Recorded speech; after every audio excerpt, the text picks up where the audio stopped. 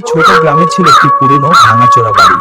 সবাই বলতো সেই বাড়িতে নাকি ভূত থাকে। সন্ধ্যার পর কেউ ওদিকে যেত না। বাড়িটা খুব পুরানো আর ভাঙা, দেখছিস? হ্যাঁ, সবাই বলে ওখানে ভূত আছে। আমি রবি, ভূতের গল্পে আমি বিশ্বাস করি না। আমি সত্যিটা জানতে চাই। এবার সত্যিটা খুঁজতে যাই। ওয়াও, এই যে ধুলো আর জালে ভরা।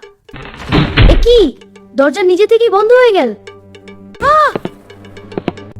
এ কি শব্দ? কে ওখানে? আশেপাশে কেউ নেই, তাহলে এই শব্দ কিসের? ওই জানালার পাশে কি ওটা? আহ!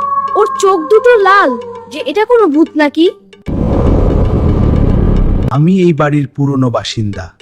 কেউ আমার কথা শোনেনি। তুমি কি চাও? আমি একসময় এখানে থাকতাম, সবাই আমাকে ভুলে গেছে। ভূতটি ভয় দেখাতে চায় না, শুধু তার কষ্টের কথা বলতে চায়। হ্যাঁ রবি, আমি খুব কষ্টে আছি। আমি শুনছি, তুমি বলো। রবি গ্রামের লোকদের সব কথা জানালো। তারা বাড়িটা পরিষ্কার করলো এবং সেখানে একটি ছোট স্মৃতি ফলক বানাল। আমি সব জানি। এই বাড়িটা ভূতের নয়, এটা একটা স্মৃতি। সেই রাত থেকে আর কোনো অদ্ভুত শব্দ শোনা যায়নি। সাদা ছায়াটিও আর দেখা যায়নি। ভূত! আমি ভয়ঙ্কর নই রবি। আমি একটা ভুলে যাওয়া গল্পের স্মৃতি। Please subscribe my channel Shorty.